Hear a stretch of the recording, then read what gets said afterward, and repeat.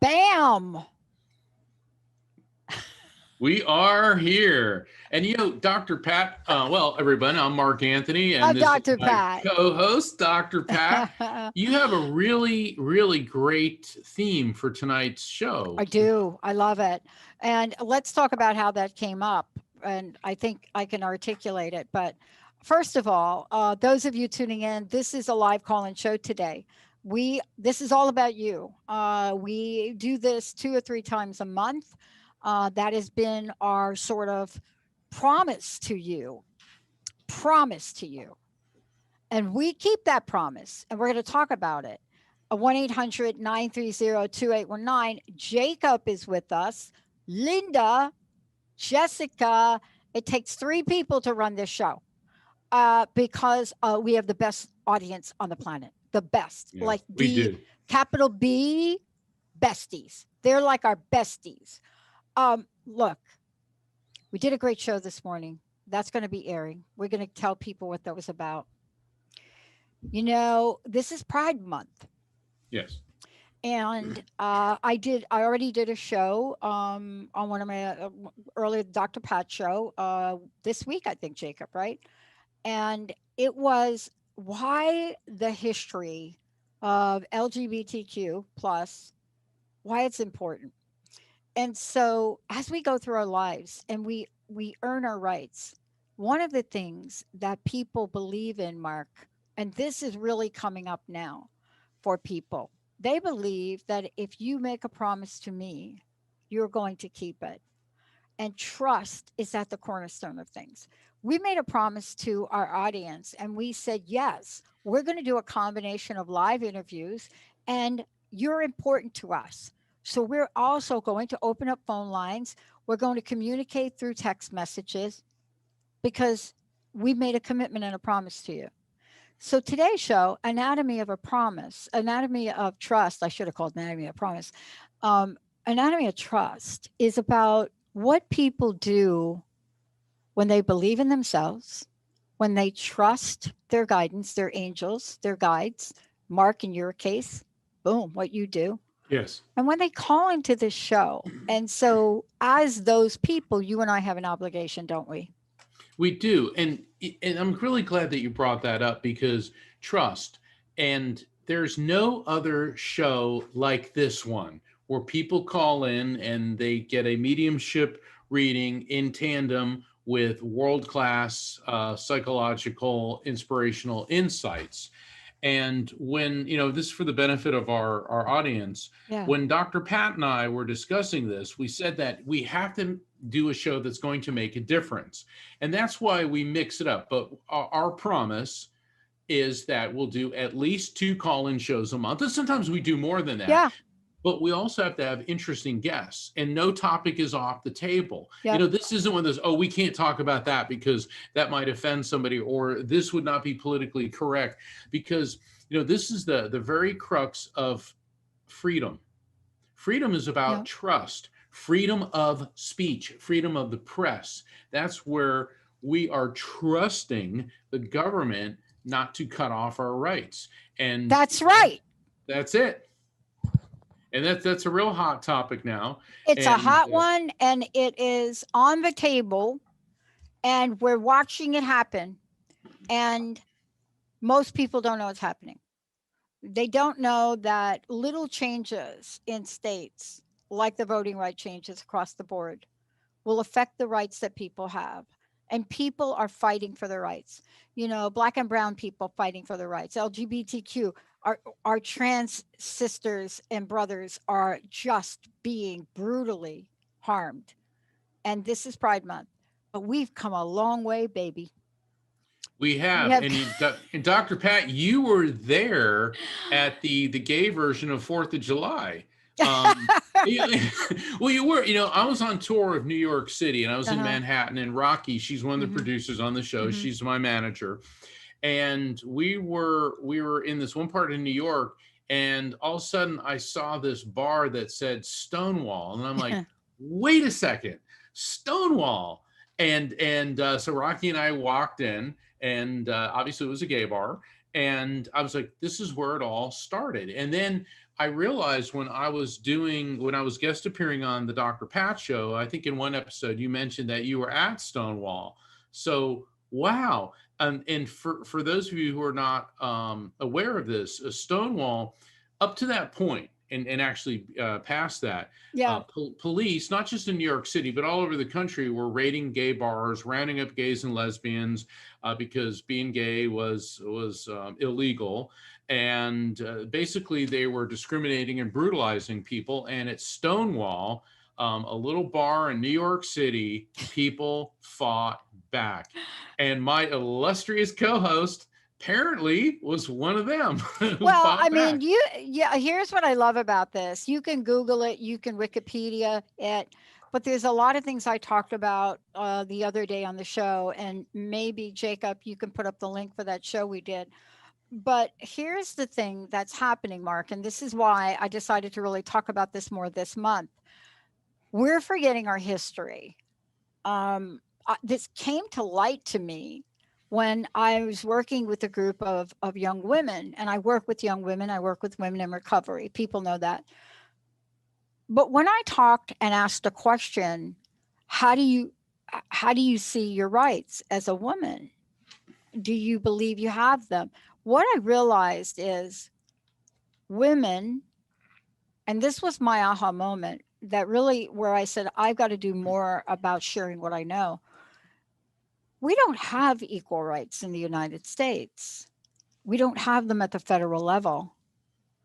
And it is such a slippery slope when a country doesn't come out and protect all people, right?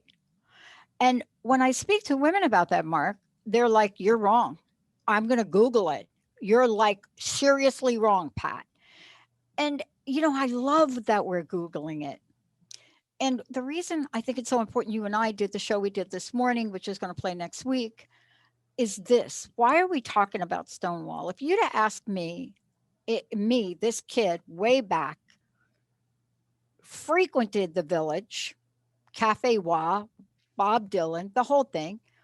If you'd have told me that little uprising was really pretty funny too. That little uprising, it's not funny when I think about it, so please don't email me. It was fun. It was funny. You had to be there to get the laugh out of it. But if you'd have told me that little uprising would be the basis a year later for the first gay pride march that took place in New York, Los Angeles, and San Francisco, I wouldn't have believed it, because it wasn't about that. But here we are, because bold actions protect bold rights, don't they, Mark? They do. And an avalanche starts with the fall of the first pebble. You know, it does. In a sense, by analogy, I mean, we've all in history class had to learn about the Boston Tea Party. Okay. And, I remember reading it, and I'm a history buff. And okay, so a bunch of people got ticked off at England for, raising the tax on tea. So they broke on into a couple ships dressed up as Native Americans. Of course, they had to frame, the native population and throw tea in the water. And I'm like, okay, well, when I was in Boston, I was on a tour, and they started talking about that. In today's dollars, the amount of tea that was thrown into Boston Harbor would be $750 million. And it's like, oh, no wonder Great Britain responded the way it did, because a bunch of people went bankrupt. Now, while that may have seemed like a minor event, that started an avalanche. And Stonewall started an avalanche because for so long, gays and lesbians had been marginalized. They were considered mentally ill by the American Psychological Association. Oh It yeah, was considered 1950 something this, they did yeah, that. yeah. I mean, and it was really horrible. And it appears that gays and lesbians were just supposed to put up with being abused. And finally, it got to the point where no, we're not going to take this. Just like the colonists said, no, we're not going to be taxed without representation. I mean, and we could go throughout many examples in history. So Stonewall, and I don't know if it's even being taught in schools, but it should be. Some schools, yeah. Well, look at Tulsa. Okay, Tulsa. I never heard of Tulsa until about 2 years ago. And then I found out recently here in Florida, there was today, I believe, there was a similar massacre in Ocoee, Florida. Ocoee is a little town. It's not too far from Orlando, and there was a group of Black people that wanted to vote, and 60 of them were murdered. Okay, so whoa, I mean, Yeah. and so people who have been on the fringe of society, marginalized, and what really bothers me as an attorney and someone who's fought for people's rights, in some circles, it appears that it's still okay to victimize the LGBT community. And we hear it under the guise of, oh, my religious liberty. But herein lies the distinction, is that in order for somebody to be legally considered a minority, the US Supreme Court has created a three-part test. One, that similarly situated people are treated dissimilarly. Okay, I think gays have that down. Okay, gay woman, straight woman, who gets fired? Okay, and they're doing the same job. Two, there is a there's a history of discrimination. I think gays and lesbians have that one. But here's where the hang up is, that the protected class or the suspect class, okay, suspect in the legal sense, not as in, you're suspicious. It's an immutable characteristic, meaning it cannot be changed. And, doing research for all these shows, MIT came out with a recent genetic study. And although the report said there's no one gay gene, it appears to be several sequences and quite complicated. But I think every legitimate psychological organization in the world comes to the conclusion that someone being LGBT, it is not a choice. This is who you are. And for me, as an attorney, the difference is that being a member of a religion is a choice. Okay, that is not an immutable characteristic. Being a bigot is a choice. Being LGBT is not. And I'm really perplexed at all the litigation, and I'm a member of the United States Supreme Court bar, and when I see the arguments, nobody's ever said that. Okay, they're going on about religious liberty, but they choose that religion. And guess what? There are Baptists and evangelicals who choose not to discriminate. Yeah. So anyway, I just wanted to get that out there because once again, this is the psychic and the doc, but I'm also an attorney. I've been fighting for people's rights my whole lives, and I've seen how LGBT people have been absolutely brutalized in Yeah. this. And, people have been asking me, Pat, what is it about this that has got up in your face? And I just gave Jacob an article and I want to reference it for a minute because this is deeply embedded in understanding trust.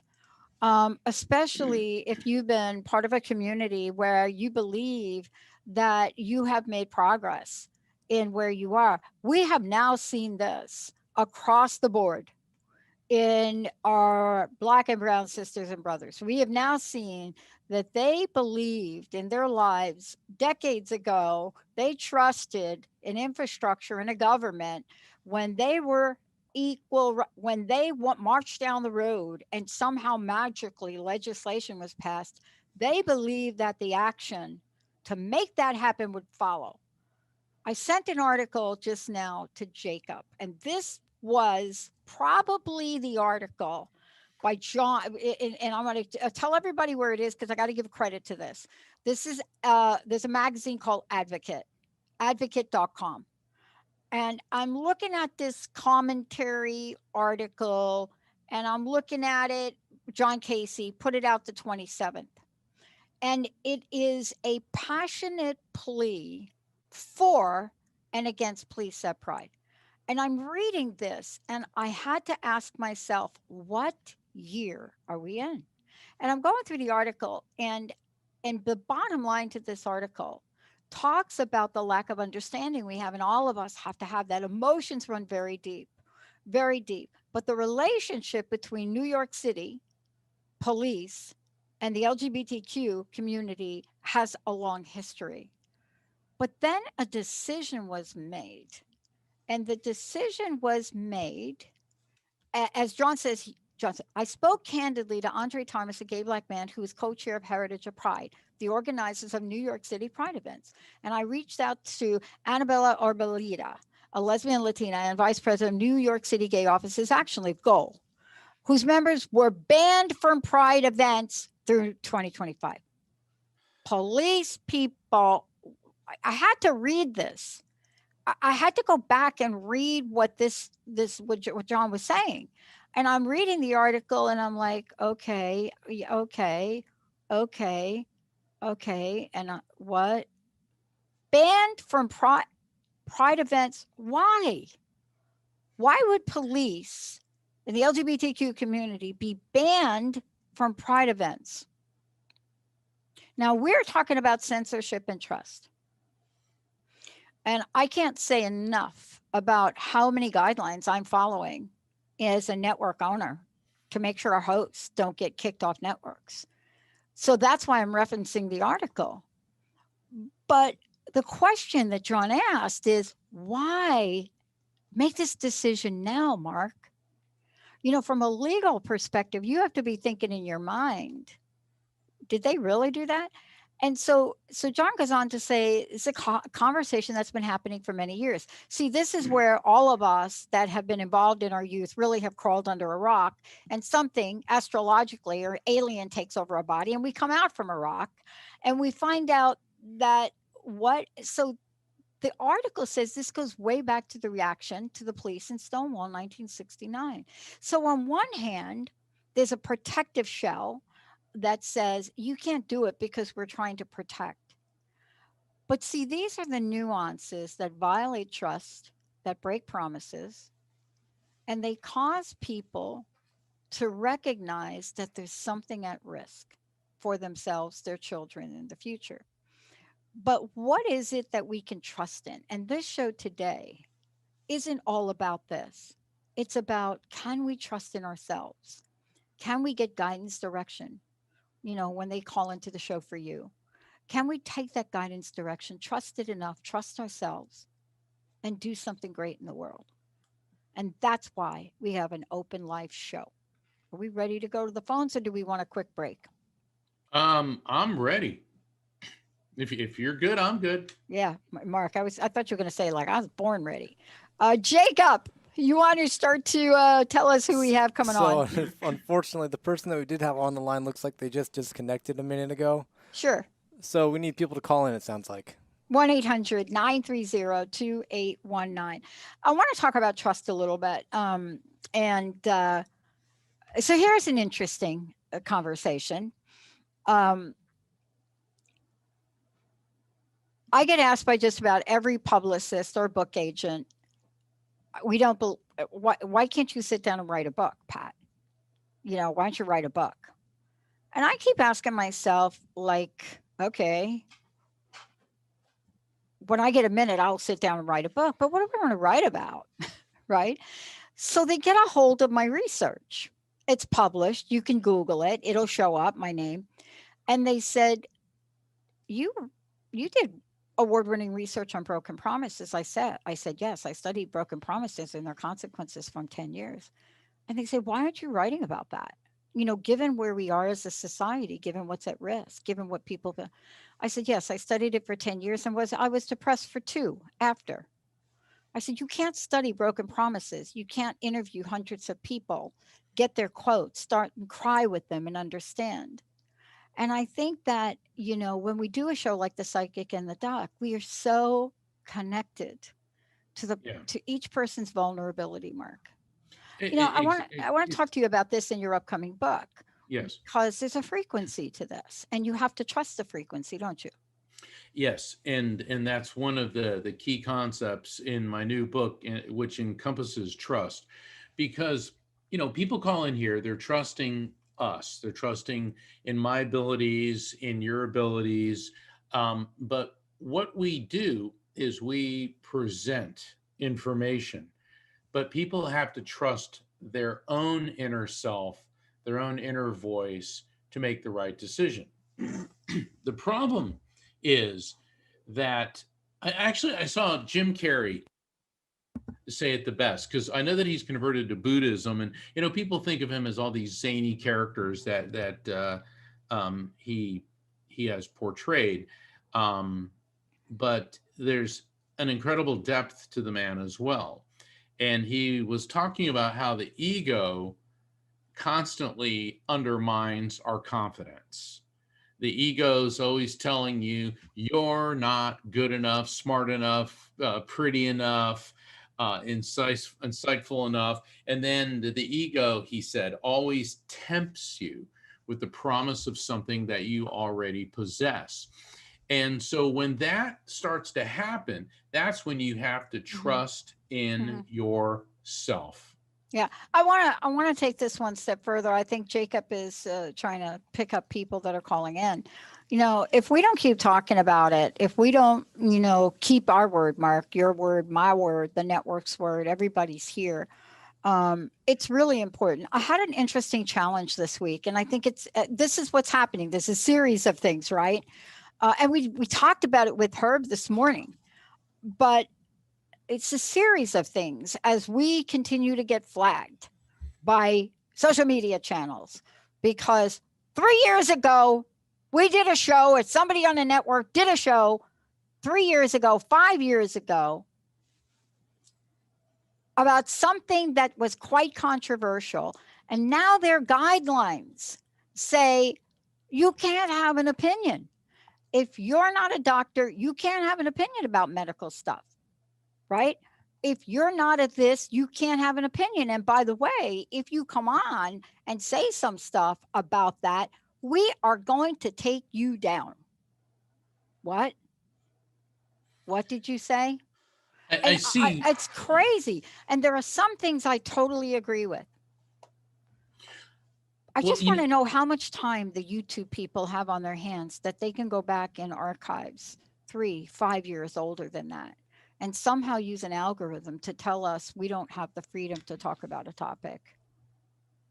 Yeah, I find that very interesting. But you see, YouTube see, people say, well, I have a freedom of speech. but not on YouTube because it's not a government entity. Freedom of Private. speech, right? Well, you understand that, but a lot of people don't. Like, somebody was picking at me on social media, so I deleted their comment. They said, "You're infringing on my right of freedom of speech, and as an attorney, you know that." It's like, yeah, I'm an attorney, and I know that I'm not. So get off my page, because look, I'm a nice guy, but if you're going to sit there and call me names and things like that, I have a right to block you. Okay. And I trust in that.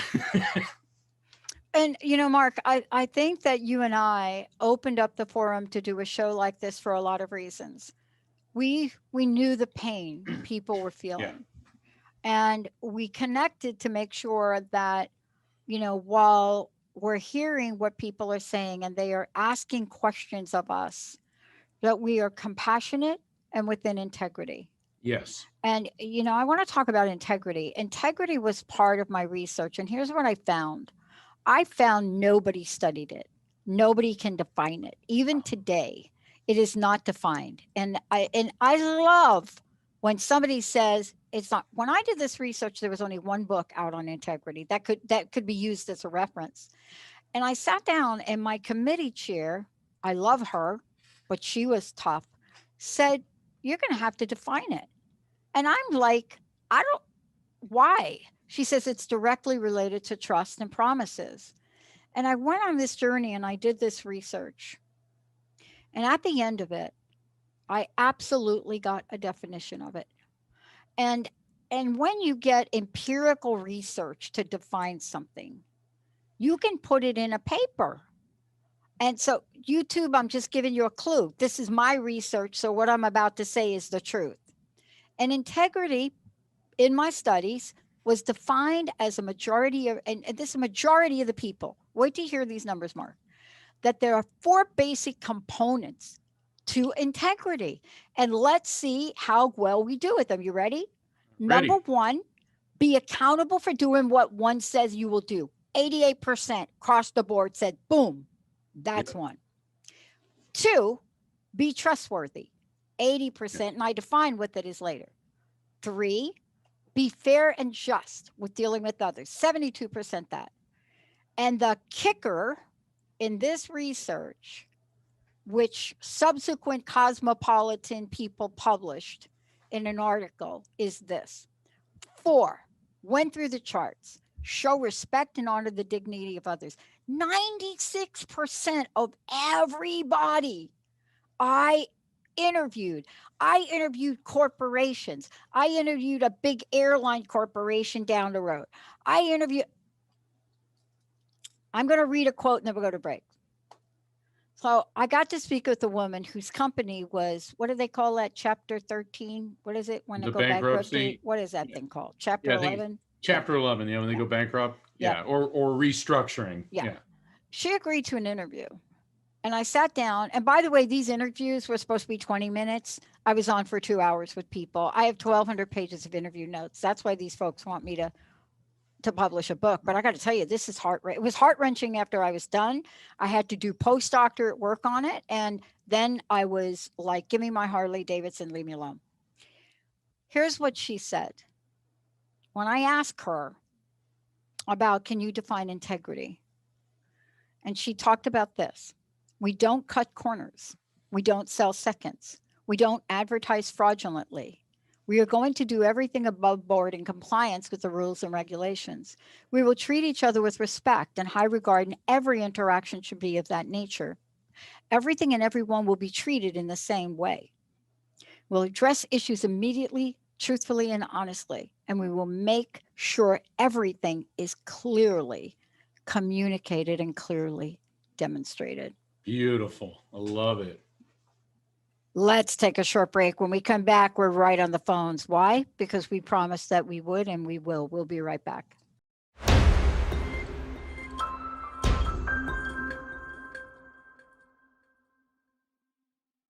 Hey, everybody, welcome back to The Psychic and the Doc. I'm Dr. Pat. You can find out about me on the Dr. Pat Show, and pretty soon you'll find me about a lot about me on my website and some of the things that we're doing to support all of you. Please stay tuned, because within a relatively short period of time, you'll see major changes in our network. You'll see new channels added. And by the way, one of the channels will be a channel dedicated to LGBTQ conversations and truth. Mark, how do people find out about you? And more importantly, I don't know, can you share anything about the book? Like, when is it coming out? What's the deal? Yeah. Well, my website is afterlifefrequency.com. The title of my new book is The Afterlife Frequency. So my website, afterlifefrequency.com, is the same as the website. And my book's coming out in October, but there's been a lot of, I understand people are already pre-ordering it through Amazon. There's already a lot of interest, and I've been booked not just, I mean, obviously on The Psychic and the Doc, but on several other shows. They want to start interviewing me about this, because this book is very groundbreaking. It's the scientific proof for spirit contact and how that awareness will change your life. And so we'll be talking more about it as we get closer to the launch of the book. But please visit my website, afterlifefrequency.com. And I invite everyone to sign up for my newsletter, subscribe to my newsletter on my, which is on my website, because I also post what we have coming up on The Psychic and the Doc. And Dr. Pat, what you were saying about the 4 elements of integrity. Mm-hmm. That is something that should be taught from kindergarten. Well, people need to know. Part of my family and your family too is Italian, and the concept of honor means a lot. But does honor really mean anything now, January 6th? Apparently not. How can people that say they honor and respect law enforcement turn around and beat police officers with a staff that has the American flag on it? There's no honor there. There's no integrity there. There's nothing patriotic there. That wasn't a revolution. Okay. Because when we were talking about Boston Tea Party and Stonewall, these are people who are being oppressed, not a mob who just didn't get its way. And there is a difference. There is a difference. Yeah. Look, I love the article John put out. I'm not so sure I love the conclusion he comes to. And I love Arbadella, and I love the way she talked about this, and she takes us on this journey. And I think the thing for me, and probably you as a lawyer, we're probably closer to these issues than most. Yes. And I think when you marginalize a group of people because of their profession, see, that's the difference here. Yeah. It's a profession. Then how do you not let the marginalization have for other professions? Let's go to the phones. Alrighty, first up, we've got Yaja from Hawaii. Hi, welcome to the show. How can we help you today? I'm sure you want to chat with Mark. Yes. Hello. Hi. Hello. Aloha. Aloha. Hello. Aloha. Yes, Mark. I think once upon a time, and it was probably just about 3 years ago, I saw you in Virginia Beach, and we talked about hopefully maybe one of these days you could come out to Hawaii. We desperately need someone to talk about the subjects you talk about. I'm sorry, I cannot understand a thing that's coming through. Well, I can hear her, and so we're gonna let Mark turn up his speakers on his headset. I'm up all the way. I'm up all the way. Do you have speakers on your radio or computer? This is like the 5th person that has said. Maybe it's because there's a computer on it, and make sure the computer is off. Is that any better? Are you on a cell phone or a headset? Cell phone? On a cell phone. Just talk directly in the cell phone. Get off the speaker. Yeah, take off the speaker. That's so, Mark, basically what she's saying, as like so many people, when is Mark going to go to Hawaii? Oh, let me tell you that twist my arm. Well, I love Hawaii. I've been there a number of times, and there's I've been there to study the ancient Hawaiian religion, and boy, we could talk all night about that. There is a spirituality, a beauty, and I just absolutely love hanging out with the Hawaiians. I just love it. So how can I help you? It is amazing. for me, especially, I mean, I'm Polish, 100% Polish. And living here on the other side of the world from Poland, I find there's so much similarity between, again, the spirituality and the thoughts and the religion and everything. So it's kind of exciting. I met you once in Virginia Beach, and we started talking about that. But your subject today, you were talking about integrity and freedom of speech. Right. Even in my culture, integrity is very much closely related to honor. Yes, it is. You're honored. Yes. You're an honorable person. Yep. You do the right thing at the right time, and that covers all subjects.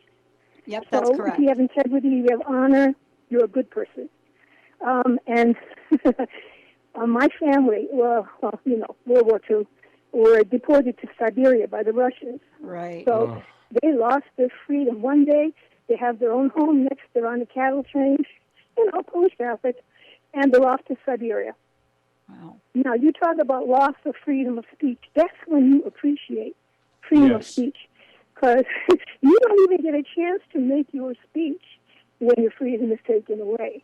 And that's when the people really appreciate it.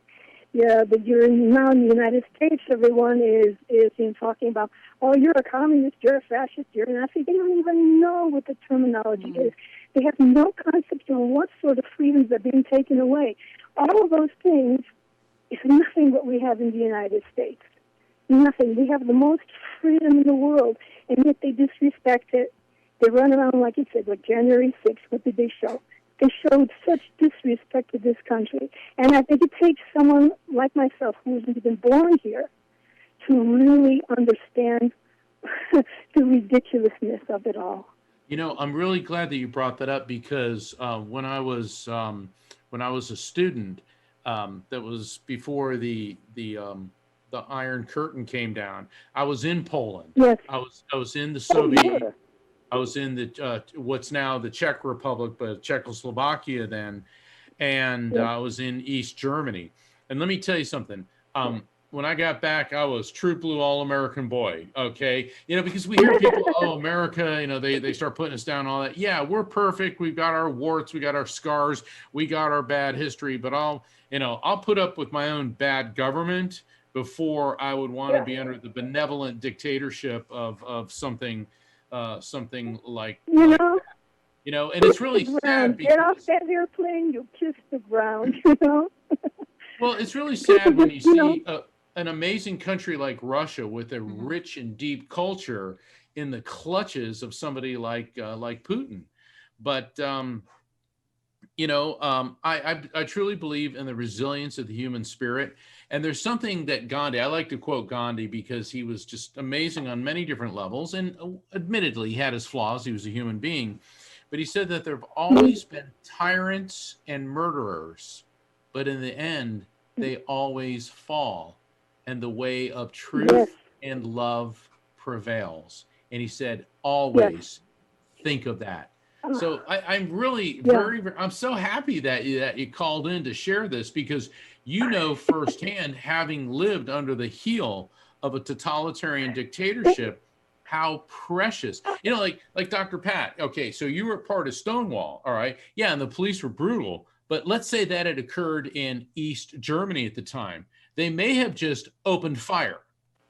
No, Okay, there's a which is fundamental what difference. happened in Tulsa. Right. Okay, Right. so yeah, I'm not saying that America is perfect, because I remember getting into a discussion with a gentleman from East Germany about, oh, look what Germany did. He goes, really?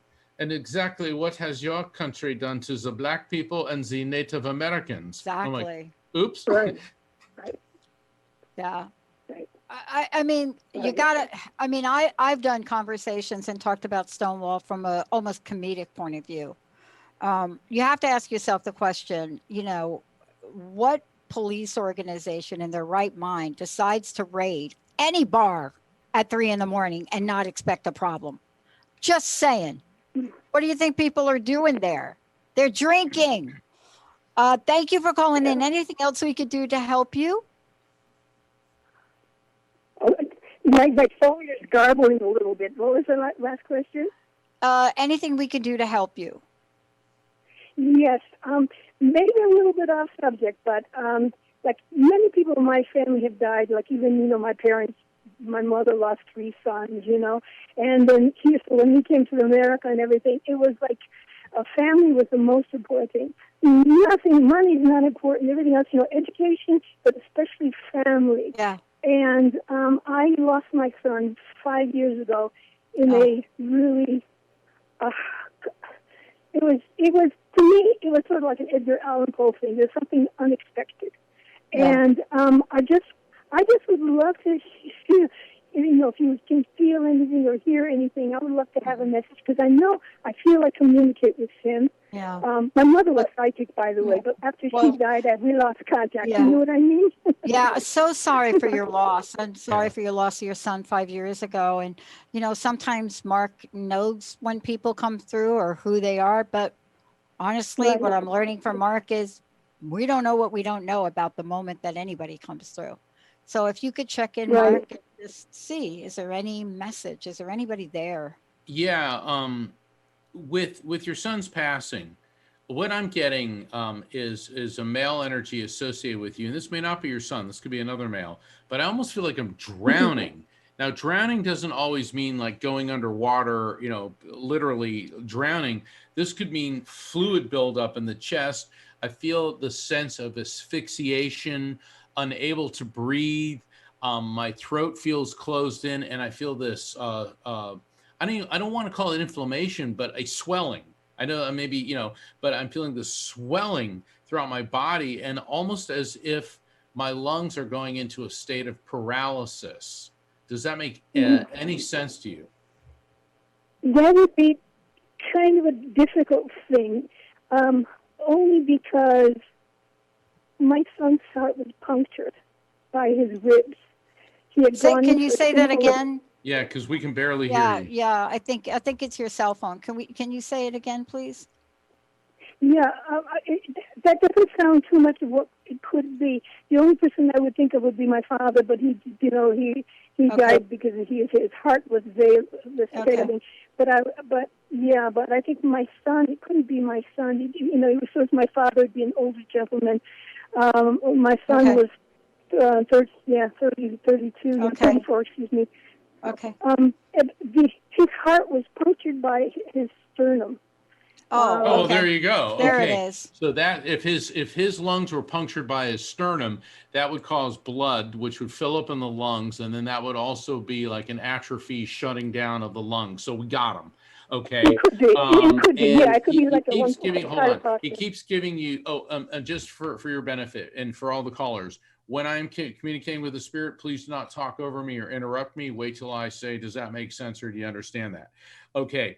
He keeps giving you a variety of flowers, but mostly tulips.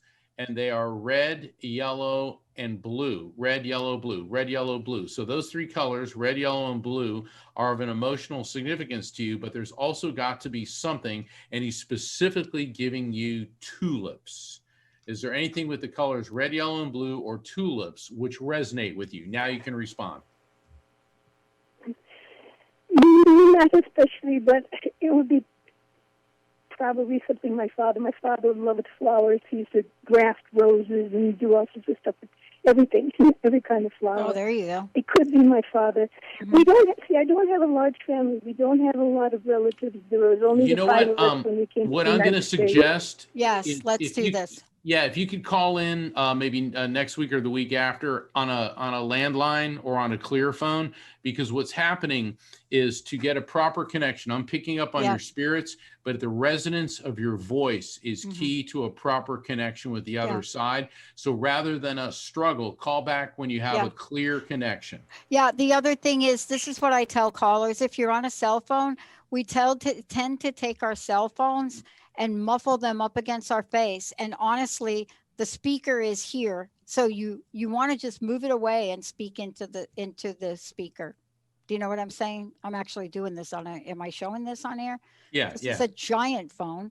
But, the bottom line is your speaker's here. And if you put this up against your face, can't understand me either. Thank you for calling in. We're going to keep going on the phones. Who do we have next? Yep. Next Jacob. up, we're headed to Connecticut, and we've got SB from Connecticut on the line. All right, good. Let's bring Esty on. Welcome to the show. You're live. Hi, thank you so much.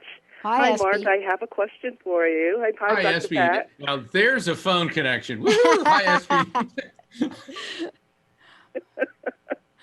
So you can hear me just fine, I'm assuming, Oh, right? yeah. You sound great. Yep. Yes. Okay, perfect. Yeah, perfect. Mark, you mentioned trust as a focus in your new book.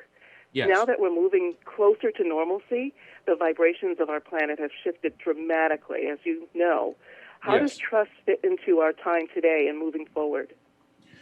Wow. Oh, I know Dr. Pat's chomping at the bit. You Dr. go Pat, first, Mark. Oh, okay. All right.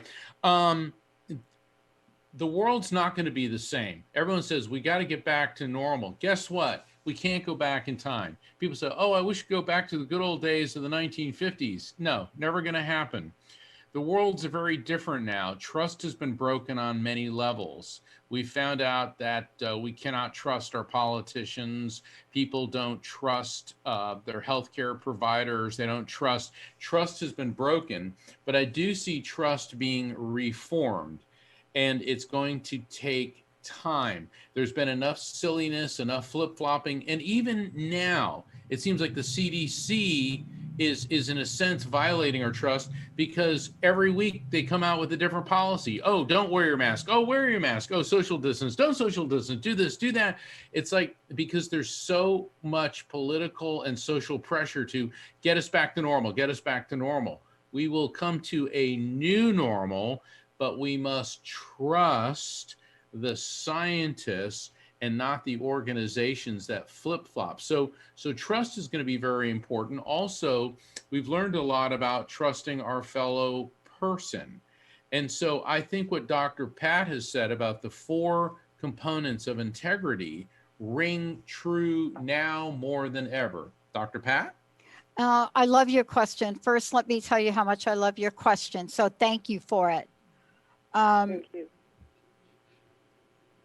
10 years of research on promises. And let me just share this quickly with you. I know we don't have a lot of time. When you look at and study something like promises, there are 2 things that are involved. One, I'm explicitly going to promise you that if you call into the show, our phone lines are going to be open, and unless the line drops, you're going to get to talk to us. But not so explicit is the banner we have up that says, yeah, call into the show, and it's implied, right? And here's what's happening. You know, when people feel like there is something that someone somewhere made a statement to obligate them, then when that doesn't happen, there is a series of consequences. Trust is just one of them. And I just want to say that to you. Trust happens to be one. But I will tell you, really, when you look at, and I'm just talking from my research and then the people that took my research and looked at it. When you look at this, here's the effect. Are you ready? Yes. 10 areas were negatively affected to violation of psychological contracts. That's what a promise is. If I'm on here with you and I say, you know what, let me call you later. Give Jacob your phone number, and I don't call you, that's a broken promise. But here's the depth of what your question means, and it'll take years to come. It has an effect on your health, on how you're satisfied you are, how much trust you have in others, and how much trust you have in yourself. It has an effect on your commitment to showing up and your view of integrity. It has a devastating effect on what we believe is fair and equitable. I don't know if you heard us talk about the whole police thing in New York. It has an effect on whether or not you're going to stay engaged or you're going to flee. And these things that I'm talking about affect how we perform and act in the world. So your question leads me to only one answer, and I got to go back to it. There is a trust that you can't show in empirical research. You have to trust in yourself. And a lot of this has to do with trust in your level of spirit and guidance. And I think for me, after 10 years studying and postdoctoral research and winning awards on this, I was depressed. But when I studied and heard people say, this is their response, and aren't we seeing this now? I'm going to make a statement that is political, but not. There are always two sides to the coin. That's what Mama Doris would say. She'd say, there are two sides to the coin. I don't have a coin you're going to throw up the air and flip, and you think you're going to get tails because I got two tails. No, they're two. They're heads and tails. And she would say this. And she'd say, can you get to the place where you understand the other side? So we have seen the effects of broken promises. Here they are: anger, fear, hurt, betrayal, cynicism, stress, anxiety, depression. And I'm going to leave you with this. The way this is going to play out for the American people, yes, it's going to play out in your relationships, but watch what's going to happen in the workplace. That's what I'm keeping an eye on. People are returning from FMLA leaves. They're going back to work. They're being told they can't have the salary they have, and they don't even know they have a legal right. So I think it's for us to talk about it. And then if you're somebody like me, you have to think about what you're going to do about it. I don't know. Does that make sense to you? Yes. Thank you very much.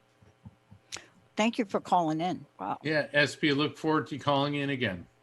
Thank you. I bet you haven't been to Connecticut either. You're going to have to get to Connecticut. I have been to Connecticut. Have you? And I loved, let me tell you, there's no place finer than New England in the summer and the early fall. Oh, yeah. So we beautiful. have 5 minutes. Do we have time to take? Let's do it. Jacob. All righty. Let's bring on Chidaria from Texas. Hi, Chidaria. Hello. Oh, hello. Hey there, you're live. I'm live? Yeah, yes. You're not just live, but you're live and alive. And you're live on air right now with us. That's okay. Welcome to the show. Yeah. This is my first time. I'm nervous. And I have a question for Dr. Anthony, Mr. Anthony. She's the doctor, I'm the lawyer. But Yeah. But thank you for throwing me an extra degree. I love that. I've always wanted to be a doctor. You may call me Professor Anthony. How could the How can we help you? Yeah, I love Mr. Anthony. I love that. Let's go. How can he help you? I have a question. So, I've been reading your novel, your book, Never Letting Go. Yes. And I've been reading on it for months because I haven't been able to finish it because of school. And my mom got it for me. She got it for me around August last year because I just don't really like talking about it. But, well, I'm just going to say the word transitioned. My dad transitioned from, the virus. And a lot, I don't like words like, like loss and, death and things like that. Those are trigger words for me. Sure they are. And I completely agree with you. They're difficult. I mean, it is very, very hard to accept the enormity of the pain of the loss. And words have so much power, because you say lost. To say the word died really, really hurts. Yeah. Transitioned. One of the reasons that I like to use the word transitioned is because who and what we are never ceases to exist. We are pure energy, and we transfer from this world to the afterlife frequency. And it's all about an energy transfer. Now, that being said, that doesn't make it emotionally easier, but the crux of my work is for people to accept the reality of the passing, and through that acceptance, begin to find inner peace with it, in the knowledge that when you die, you take you with you, that nobody ceases to exist. So anyway, I didn't mean to interject, but I know we've only got like a minute or two. What can I help you with? What is your question? Well, just a few minutes ago with another caller, I noticed you had like your spiritual pickup reading, like with the feelings that you were Right, the getting. physical sensations of how Yeah. they died. Let me explain really quickly. We don't have enough time for this, but oftentimes when I connect with one person, spirits come in groups. It's what I call the collective consciousness. So spirits that have a commonality either with the people that I'm communicating with or with them in the manner on how they died. And if your father passed from COVID, certainly he had the filling of the lung sensation, the atrophy, the difficulty breathing. So he would be one of those spirits as well. And he says that you are not eating enough fresh fruit, young lady. And I am actually tasting a fresh pear. I feel like I just bit into the most delicious, juicy pear. What is with your dad or you or someone close to you with fresh fruit, particularly pears? Yeah, answer that one. I don't know about the pears, but I don't like fruit. There you go. I think we have a There bullseye. we go. In spirit communication, dislikes are just as important as likes. Now, it's not my point because YouTube might get on our case to tell you what or what not to eat, but you may wish to consult with a nutritionist about whether or not you should start incorporating fresh fruit into your diet, because just because your father is on the other side doesn't mean Yeah. he's going to stop telling you what to do or stop looking out for his baby girl. Awesome. Wow. I'm actually glad All I got that. Yeah. And so make sure you call in again so we can follow up on this, okay? And see, pick out a fruit you like. You got it? I'll try on that one. Oh, you'll find one. There's one out there. I know There's a there good is. fruit. There's something out I know there. there is. All right, so we Thank look forward you. to you calling back in. Many blessings. Thank you. Okay, thank you. Yeah. God bless you. What a great show. I want to thank all of you for tuning us in and turning us on. Mark, what's your personal message? What would you like to leave everybody with today? Have faith and trust in yourself first, because when you do, then you'll be able to start trusting others. I want to thank Jacob for doing what he does, Linda, Jessica, picking up all the phones, and most importantly, for all of you out there, you're feeling like you're down a court. That's why we're doing the show. We hope that we can help fill you up as you fill yourselves up. We'll see you next week. Hey, everybody. Thank you for tuning into The Psychic and the Doc with Mark Anthony and me, Dr. Pat Baccili, right here on TransformationTalkRadio.com. Hey, look, come back next week so we can explore with you more of life's many challenges and learn from fascinating guests. And you know what? Even Mark and me. We'll connect you and discover insights from people in this life and from the afterlife. Extraordinary problems? Yeah, they do. They require extraordinary solutions. But step into the world of possibilities with us on The Psychic and the Doc. That's every Thursday, 4 p.m. Pacific Time, 7 p.m. Eastern Time, right here on TransformationTalkRadio.com. That's TransformationTalkRadio.com. And don't forget, we're also live face-to-face on Facebook.com, Transformation Talk Radio.